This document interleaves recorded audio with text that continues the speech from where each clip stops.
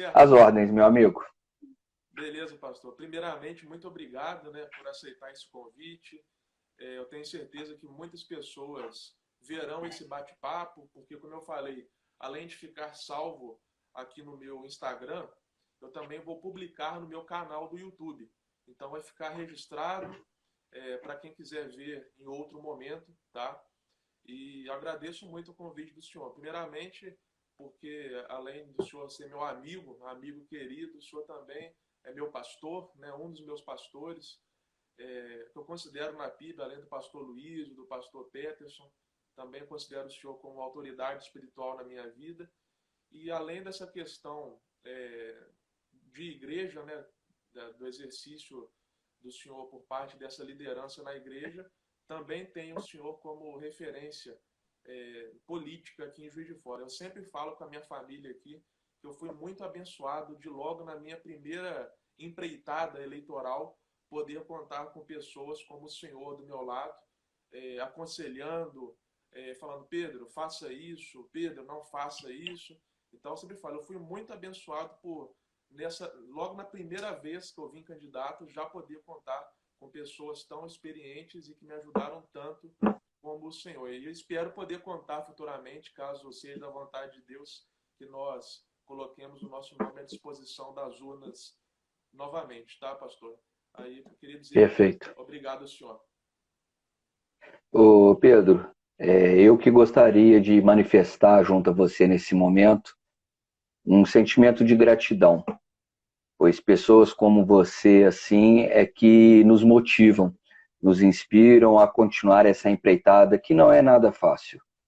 No mundo, existem alguns gigantes que se levantam diante de nós, existem algumas muralhas que necessitam de ser rompidas, e às vezes o desânimo, o desespero, a angústia bate no coração, e bate no coração de todos nós. Mas pessoas como você nos inspira a continuar marchando. E é por esse motivo que eu aceitei o seu convite de pronta partida a estarmos aqui contribuindo um pouquinho para com a tua vida e com todos aqueles que nos ouvirão no dia de hoje. Muito obrigado, pastor. Fico honrado com as palavras. Só sabe que tudo é recíproco. E para a gente iniciar, eu gostaria que o senhor contasse um pouco como que foi o início da trajetória do senhor na política. Eu sei que já tem um bom tempo que o senhor trabalha nesse cenário. Como que começou? Uhum. Tudo que o senhor quiser falar, seja de política, dos partidos que o senhor passou, os trabalhos de maior destaque, o senhor pode ficar à vontade para apresentar para nós essa bela trajetória. Temos aí umas 3 horas aí para a gente conversar. O tempo que o senhor quiser. Olha só, Pedro, na verdade, a nossa vida na política, ela deu início mesmo na minha infância, com toda certeza, pois eu sou muito feliz de dizer que o meu pai era uma referência para mim em todos os sentidos. E de todas as pessoas que eu tive a oportunidade de conhecer nesse mundo, com toda certeza eu afirmo, nunca vi político de tamanha grandeza como ele. Ele militava dentre ali a nata, o topo da pirâmide até a base dessa mesma pirâmide. Ele conseguia transitar junto aos moradores de rua, catadores de papel, dependentes químicos, mas ele também tinha acesso ao prefeito da cidade, a deputados e até a cúpula nacional do partido com o qual ele era filiado. Isso tudo foi me impulsionando. Eu ia para reuniões políticas com ele, participava em alguns eventos com ele, e sempre vendo aquele homem ali se dedicando em prol dos desfavorecidos, querendo ajudar, colaborar com as pessoas. E ele sempre dizia que através da política muito se pode fazer. O problema é quando os políticos são mal intencionados. A política não tem sujeira. Quem é sujo é o político, é o CPF. É aquele que faz da política, assim, algo para promover-se a si mesmo. E eu fui crescendo, vendo o meu pai militando durante muitos e muitos anos. E já na minha juventude eu tive a oportunidade de começar a colaborar com algumas campanhas. E participei colaborando de campanhas de vereador, campanhas de deputado estadual, campanha de deputado federal. E diretamente na coordenação, eu tive o privilégio de colaborar na coordenação da campanha de vereador, depois, posteriormente, deputado estadual, depois de deputado federal, depois novamente deputado estadual e agora, por último, para prefeito. Sempre trabalhando nos bastidores e colaborando, assim, para uma cidade melhor. E eu acredito que, como diz Platão, uma das suas célebres falas, tudo bem você não acreditar, não gostar, não confiar em política. Tudo bem. Só que lembre-se, você será governado por aqueles que gostam de política. Por isso eu não me omito. Por isso eu sempre me faço presente quando assim nós somos convocados. Perfeito, pastor. É verdade, eu adoro essa frase do Platão, porque realmente é uma grande verdade. E outra frase que eu ouvi é que se tem uma área na vida em que você aperta um parafuso e milhões de pessoas são afetadas, é a política. Porque a política, se você Sim. decide apertar ou não um parafuso aqui ou ali, milhões de pessoas vão ser afetadas com essa decisão, por menor que seja a decisão a ser tomada. E eu ouço muito das pessoas, pastor João, o seguinte: eu não vou entrar na política porque a política é suja, como o senhor acabou de falar agora. Mas nós temos aqui o exemplo do senhor, um homem íntegro, de caráter e honesto. Como durante tanto para essas pessoas que pensam, não vou entrar porque eu vou me contaminar. Então, qual que é o segredo, pastor, de se manter fiel aos princípios e valores bons, no nosso caso, da palavra de Deus que nós cremos, como não se contaminar? E, além disso, não apenas não se contaminar, mas como estar lá e fazer uma grande obra, e fazer um papel de relevância. Ô Pedro, existem muitas colocações, indagações nesse sentido. E eu tenho os meus questionamentos com essas colocações, que para mim, muitas das vezes, são infelizes. As pessoas querem afirmar que os políticos são desonestos. Não, a pessoa já era desonesta e ela viu na política uma possibilidade, um trampolim para se promover e adquirir benécias. Então, o grande segredo chama-se berço. Eu, graças a Deus, eu tive um excelente pai, tenho uma excelente mãe. Meu pai já faleceu, tem 5 anos, mas ele deixou o seu legado, ele nos ensinou princípios, valores, tudo baseado na cultura judaico-cristã. Né? Nós temos princípios que são valorosos, que no que diz respeito, família. Na minha infância, eu me recordo bem que assentávamos à mesa para almoçar. Hoje esses valores estão perdidos. A família está sendo destruída. Os valores principais da base de um lar estão sendo distorcidos. Compreende? Então, a pessoa vira e fala assim: eu não vou entrar na política porque é um mundo sujo. Não, a sujeira está em todo lugar.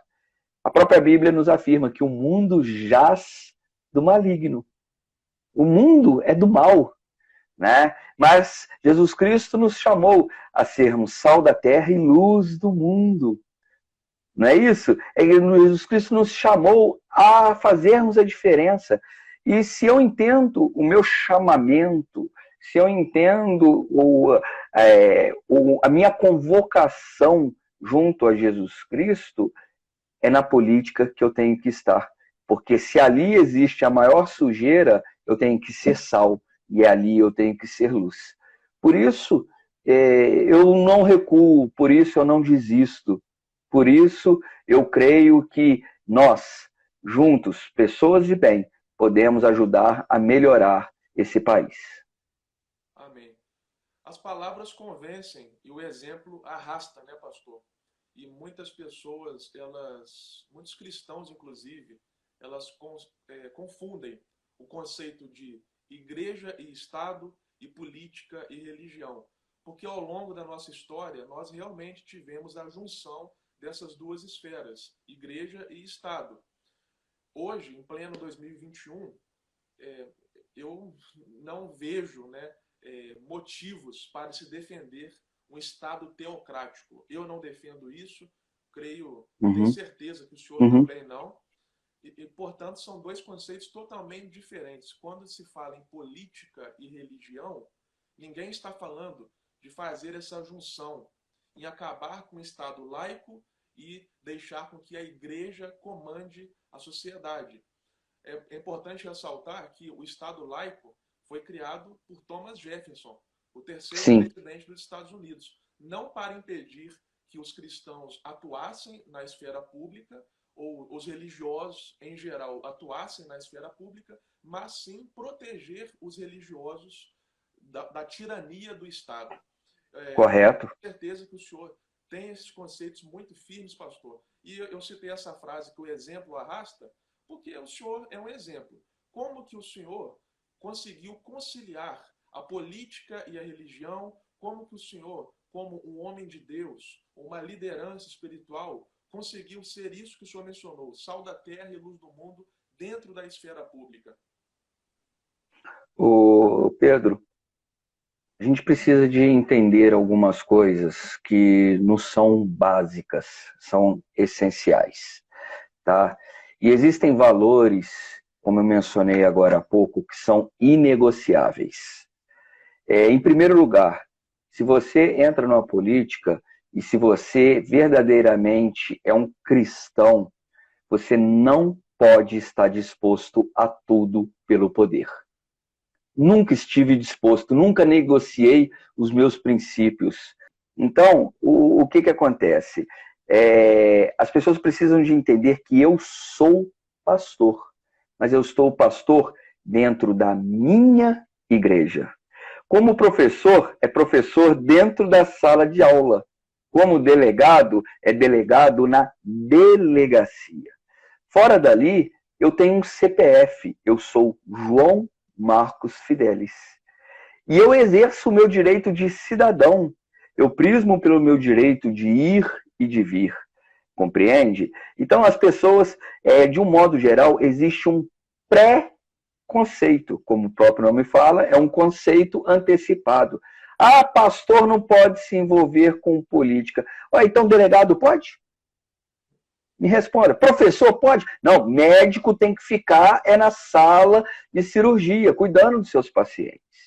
O que eu entendo é que nós precisamos na política de pessoas preparadas, capacitadas, não importa qual a sua profissão. E a profissão com qual ele exerce, lá no mundo político, ele fará a diferença. Por exemplo, eu sou um amante do social.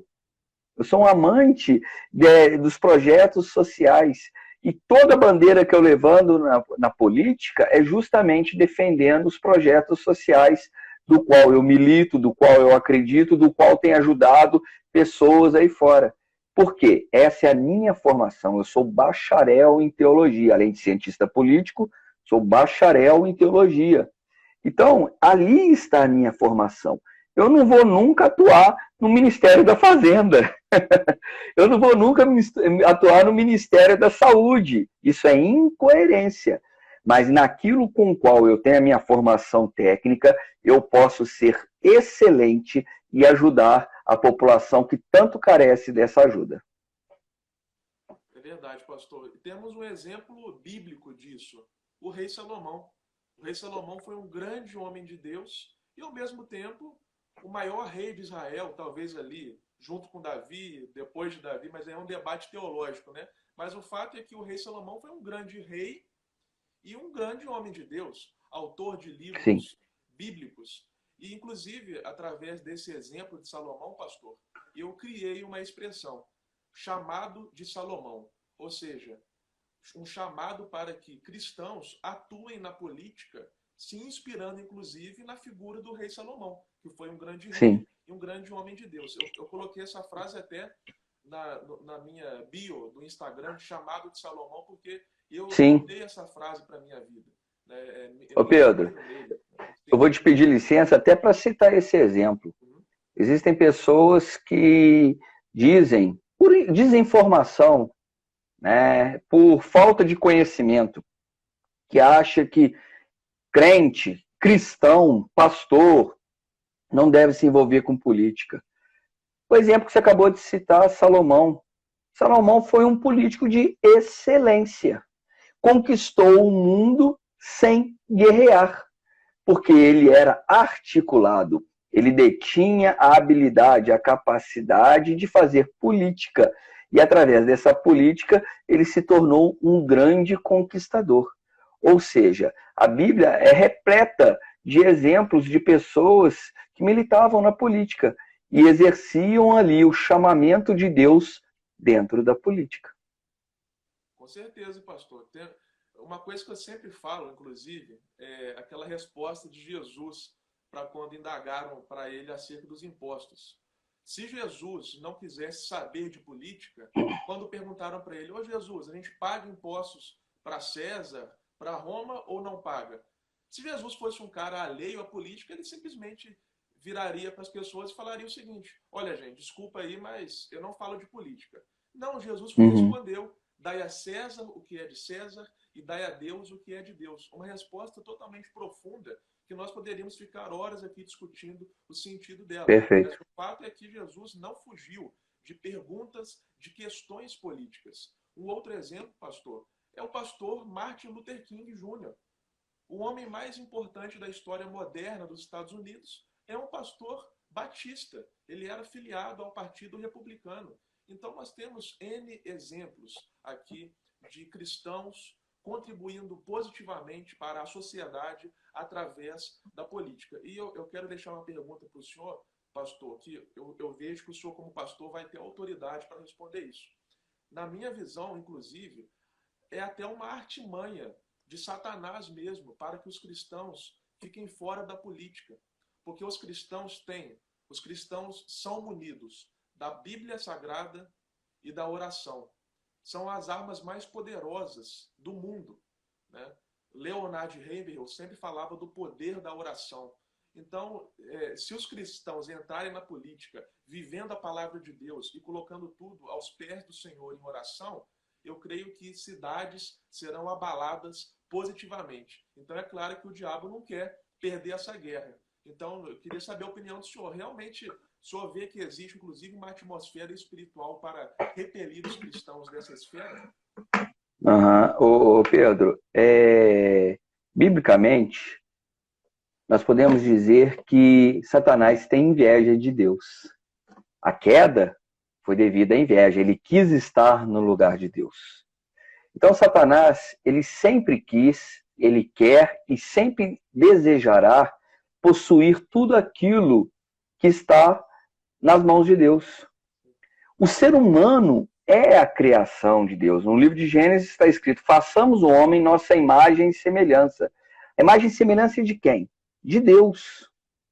Não é isso? Então, o diabo, ele tem esse despeito, ele tem essa inveja diante de Deus. E ele quer possuir todas as coisas.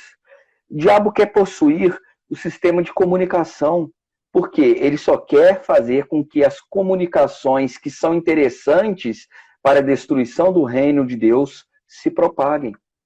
O diabo, ele deseja estar na política. O diabo deseja estar nas forças armadas. O diabo deseja estar onde ele consegue manifestar o seu poder. Para o quê? Impedir que a luz se propague. Lógico que sabemos que é um projeto para ele já derrotado. Mas enquanto ele aqui puder desarticular o povo de Deus, enquanto ele puder impedir que as pessoas vejam a luz de Deus, assim ele fará. E ele encontrou na política um campo minado. E para completar, ainda pega ainda esses cristãos desavisados, né, descomprometidos com a responsabilidade, e fala: eu não quero saber de política, eu não me envolvo com política. Aí o diabo: opa, manda para cá então que eu tomo posse. Por que nós temos governantes do jeito que nós temos? Por que nós temos tanto desvio de verba? Por que nós temos pessoas preocupadas com o poder, discutindo quem é de direita, quem é de esquerda, enquanto tem pessoas morrendo por falta de oxigênio nesse momento? Isso é obra de Satanás. Isso é obra de Satanás. Então, Satanás quer impedir de todas as formas, sim, que homens e mulheres que tenham temor a Deus e que tenham conhecimento ali, ó, da Sagrada Escritura, porque a Bíblia é isso, é a palavra revelada à humanidade. E ali tem todas as respostas. Ali tem todos os questionamentos. Pode perguntar qualquer pergunta que você queira fazer, qualquer questionamento. A Bíblia tem ali, ó. É só você saber onde procurar. Então, eles não querem, o diabo não deseja, e ele envia seus enviados para impedir que homens e mulheres de Deus cheguem até lá. Com toda certeza, essa é uma estratégia de Satanás. E mais do que isso, ele usa pessoas dentro da igreja. Sabe como? Lançando setas, pensamentos nas pessoas que estão dentro da igreja. Ah, eu não gosto de pastor na política.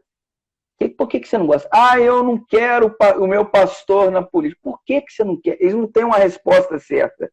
E outra coisa, desculpa a dureza, mas você sabe que eu sou muito franco. Se você não confia no seu pastor para exercer um cargo político, ele também não pode pastorear a tua vida. É verdade. O senhor falou tudo. O mundo só tem voz onde a igreja se cala. Não existe espaço vazio. Onde a igreja abre mão, o diabo vai lá e toma. O inferno vai lá e toma. E, né, pastor, as trevas nada mais são do que a ausência de luz. Né? As trevas não têm consistência em si mesmo. Elas nada mais são do que a ausência de luz. Eu creio que quando a igreja compreender a força que ela tem, o poder que ela tem do Espírito Santo, esse mundo vai mudar. Vai mudar de uma vez por todas. Eu ouvi uma frase muito interessante um dia, pastor, que é o seguinte: o boi só fica atrás da cerca porque ele não sabe a força que tem. Assim é a igreja. Às vezes a igreja só fica ali retraída porque ela não sabe a força que tem. E quando eu falo força, quando o senhor também discursa nesse sentido, nós não estamos falando de força física, até mesmo porque a palavra que nós cremos afirma, não é pela força nem pela violência, mas pelo Espírito. Então, quando nós falamos de força aqui, a força da igreja, não é que os cristãos vão sair na rua quebrando tudo. Não, é a força da influência, que é bem mais poderosa do que qualquer força Ô Pedro, você usou o exemplo de Luther King. Para mim é um exemplo extraordinário. Um pastor batista, tá, que se levantou contra a injustiça. E aí? Ah, pastor tem que ficar lá no púlpito da igreja. Não, ele se levantou contra a injustiça e ele mudou a história do mundo. Não foi só a história dos Estados Unidos, não. A gente simplesmente tem que saber guerrear, né, pastor? Já dizia o general chinês Sun Tzu, autor de A Arte da Guerra. Nós temos que saber guerrear. E quando eu falo nesse sentido, tem guerras que são políticas. Né? Tem guerras, por exemplo, na Argentina, a gente viu recentemente, o aborto foi legalizado. Bastou uma canetada no documento, votação em plenário, ou seja, coisas políticas que aprovaram o aborto. Então, se a igreja abrir mão de estar nesse meio, ela vai perder muitas guerras. Claro que eu não acho também que toda guerra é política e ideológica. Não, tem guerra também em oração. Efésios capítulo 6, versículo 12. Nossa guerra é contra principados e potestades, e não contra carne e sangue. Não é toda guerra que é política. A igreja também guerreia em oração, na palavra, na pregação do evangelho. Mas também há guerras que são políticas. Há também questões que são políticas. Então, mas para todo enfrentamento, para toda luta, é necessário, em primeiro lugar, um planejamento e se cuidar. Em Efésios 6,10 fala sobre a armadura de Deus. Você tem que se revestir da armadura de Deus, porque não adianta você ir para um enfrentamento do qual também você não está preparado. Senão você ficará pelo caminho, você será derrotado. Por que muitas pessoas que se diziam cristãos, no passado, ao entrar na política, se perderam pela caminhada? porque eles não se blindaram, não se fortaleceram em primeiro lugar de Deus. Aí eu entro no tema polêmico. Por que não pastor exercer um mandato político? Se ele for preparado, se ele for capacitado, claro que sim. Inclusive, ele é aquele que mais entende de assuntos espirituais. Então, ele vai saber batalhar com a arma forjada no fogo. Ele vai saber batalhar como precisa de ser batalhado. E não se aventurando lá, né, para ser derrotado no primeiro embate, no primeiro enfrentamento. Então, eu sou sim a favor de pessoas preparadas, técnicas, para exercerem as suas funções na vida pública. E não sou nada em oposição que essa pessoa seja um pastor. Se ele for preparado, que assim o faça. Ao contrário, não é só pelo fato de ele ser pastor que ele é legitimado, não, tá? Porque existem pessoas inadequadas para estarem pleiteando uma vaga como essa. Então, é a combinação perfeita. Homem e mulher de Deus, temor a Deus, tendo a Bíblia como livro de fé e de prática, tá? E tendo uma função técnica para exercer com excelência o cargo com o qual foi confiado. Amém, pastor, é isso mesmo. Foi bom o senhor citar essa questão de pastores na política, de cristãos na política, porque aí nós já vamos entrar no último tema, para a gente caminhar para o final, mas só para finalizar de forma bem bacana essa parte, nós vimos, portanto, que a Bíblia está recheada de respostas para questões políticas, inclusive para a pergunta se o cristão deve participar da política. A Bíblia está recheada de exemplos disso, José, Davi, Salomão, Jesus abordando esses temas tão caros, e realmente a Bíblia tem resposta para tudo, inclusive para essa questão da esfera política. Porque, como já dizia o evangelista Billy Graham, a Bíblia é mais atual do que o jornal que irá circular amanhã. Então, entrando nessa última temática, pastor, nós dois tivemos a honra de participar de uma campanha histórica e vitoriosa. Aí eu vou explicar por que foi uma campanha histórica e vitoriosa. Estou me referindo ao pleito de Aloísio Penido à Prefeitura de Juiz de Fora nas eleições de 2020.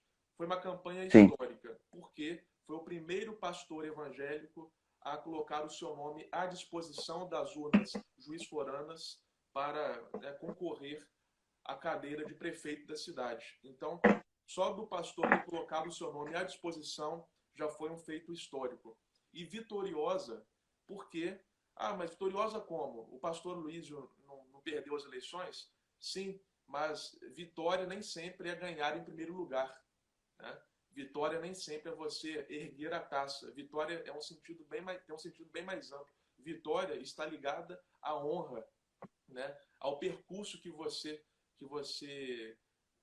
se disponibilizou para chegar ali até a linha de chegada, né? Então nós dois, né, pastor João, tivemos essa chance de participar dessa campanha histórica. Queria que o senhor falasse um pouco, se o senhor quiser destacar alguns principais momentos, as melhores lembranças.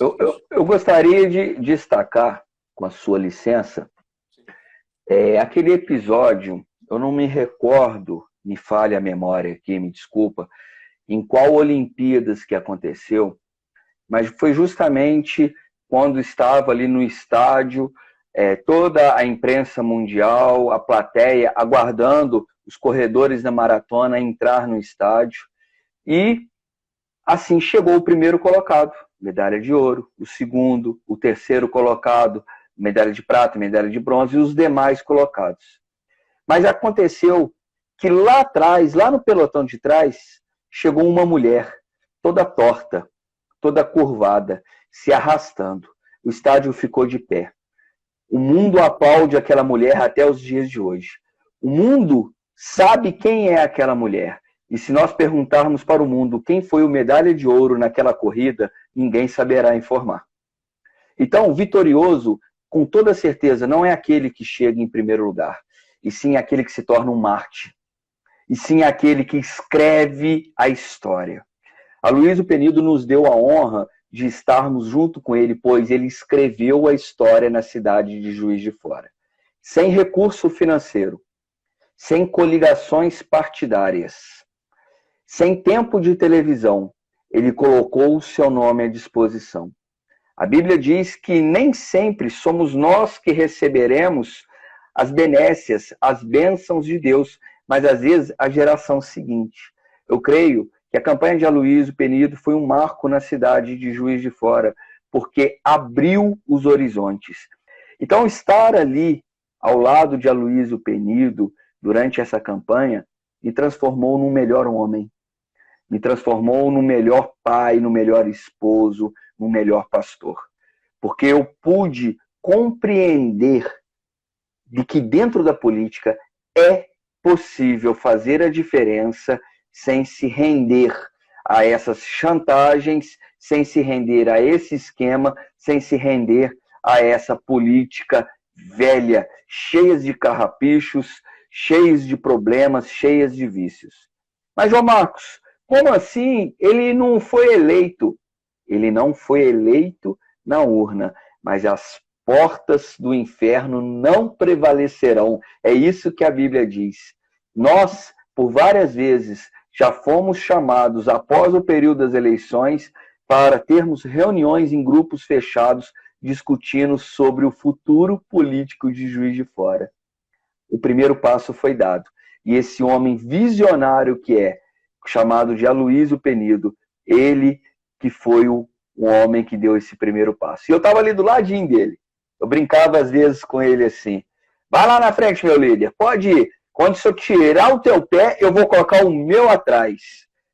Pode ir lá que assim nós vamos estar juntos. E você foi testemunha. Nós ali batalhamos muito e no final um sentimento de paz, de ter feito aquilo que era o melhor a se fazer, é que me transbordou, que realmente me enriqueceu naquele dia.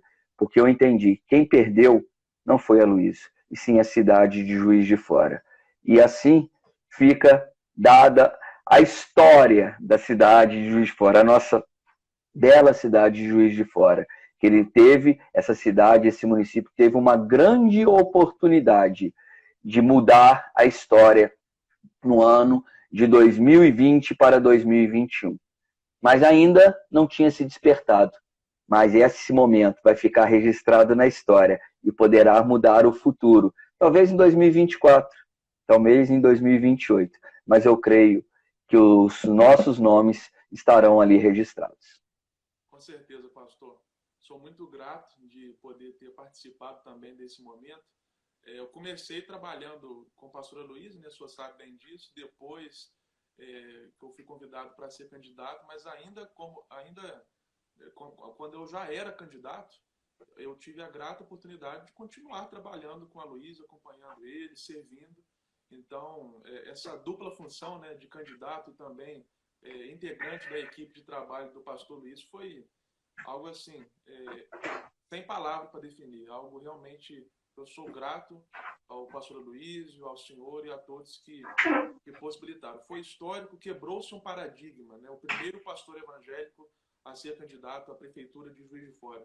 Um paradigma foi quebrado, uma barreira foi ultrapassada. E como o senhor falou, Sim. eu creio que as futuras gerações olharão para esse momento e com certeza não é algo que pode ser ignorado. Pelo contrário, constará na história juiz-forana, né? E para a gente finalizar, caminhar para o final, pastor, eu gostaria de deixar aberto para o senhor aconselhar os jovens que estão nos assistindo nesse momento ou que irão assistir esse vídeo posteriormente, visto que ele ficará registrado.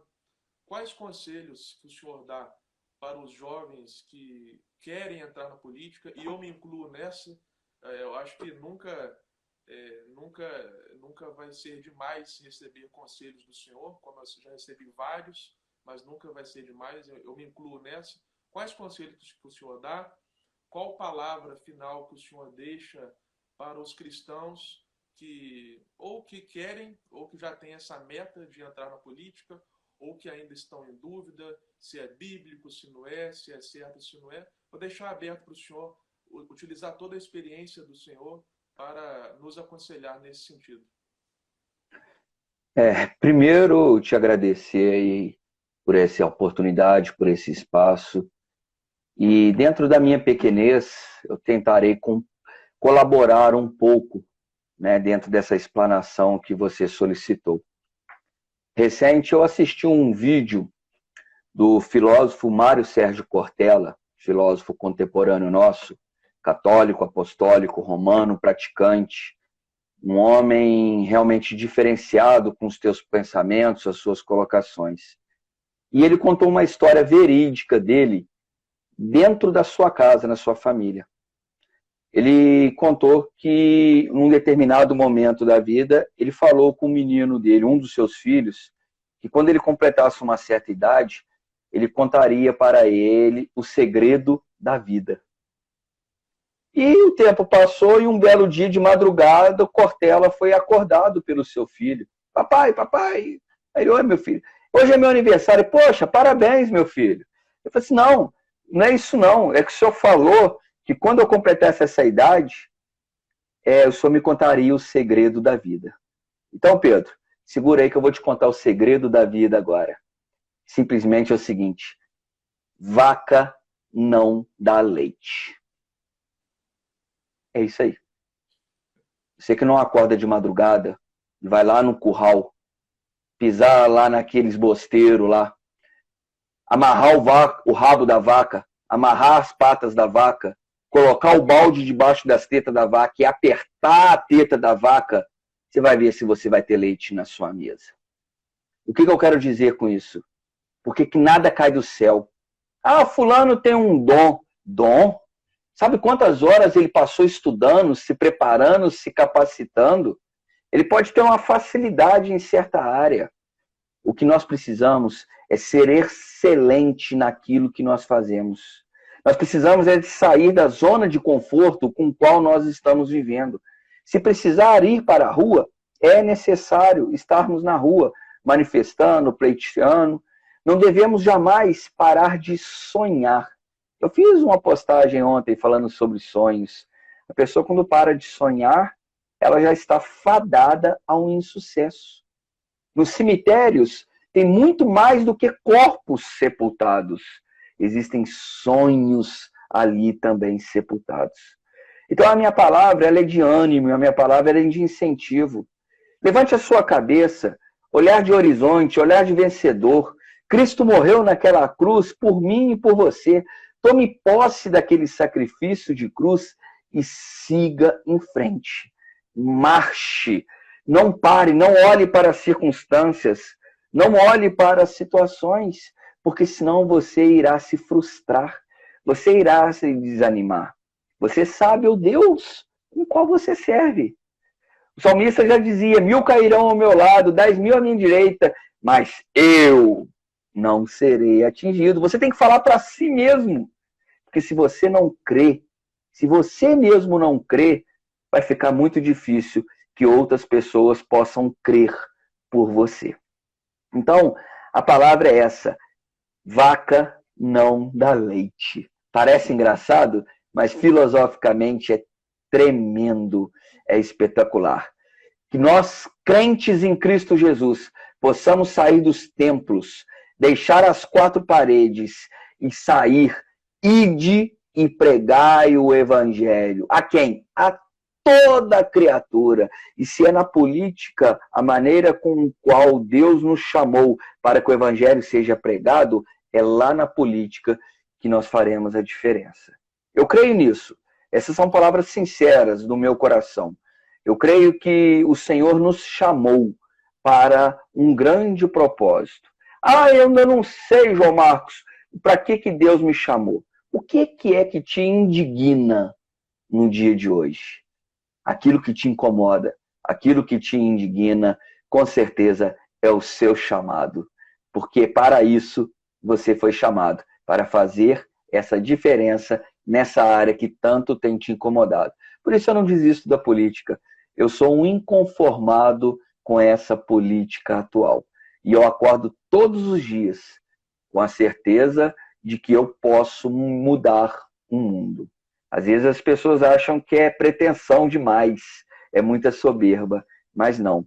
A cada pessoa que nós tiramos do mundo da droga, que nós tiramos da prostituição, a cada pessoa que nós apresentamos um evangelho de boas novas, nós estamos ajudando a melhorar o mundo. Essas são as minhas palavras sinceras. Essas são as minhas palavras para você e aqueles que nos ouvem nessa noite. E que Deus, o nosso Senhor Jesus Cristo, nos abençoe nesta empreitada. Amém, pastor. Para a gente finalizar, eu gostaria de falar duas coisas com base nisso que o senhor falou. Primeiramente, é que é engraçado. Todos os grandes homens da política que eu recebi conselhos, o conselho foi o mesmo: estudar, estudar e estudar. É o que o senhor falou, tem que correr atrás. A vaca não dá leite por si só, você tem que correr atrás. Então, é unânime.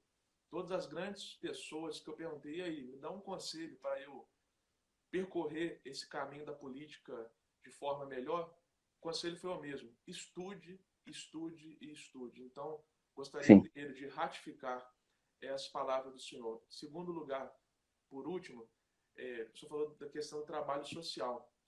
Lá no começo do nosso bate-papo eu falei que nós não cremos no Estado teocrático, né? Nós cremos na política e religião.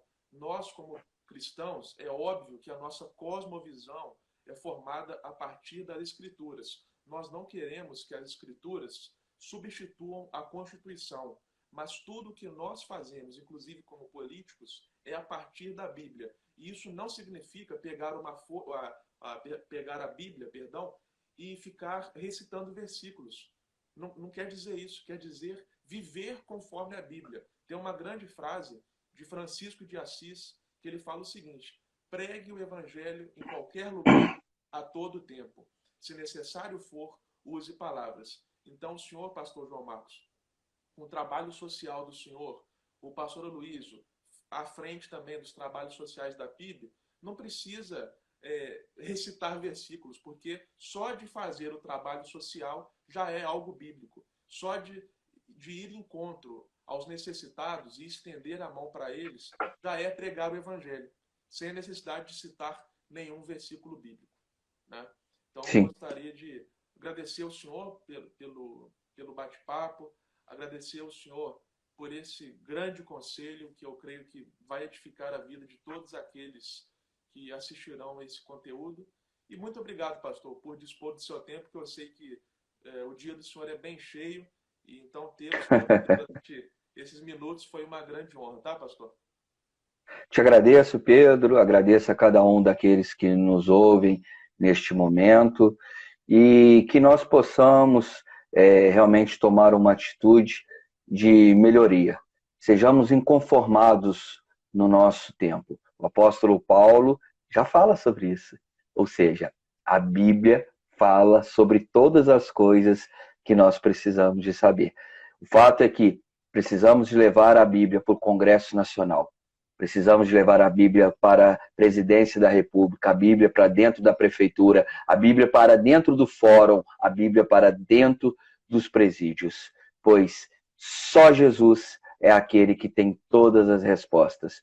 E eu encerro dizendo, essa crise mundial, esse caos mundial, só a Igreja do Senhor é que tem a resposta para essas demandas embasado na Sagrada Escritura. Deus te abençoe, meu querido. Amém, pastor. Deus abençoe o senhor também. Muito obrigado a todos que assistiram.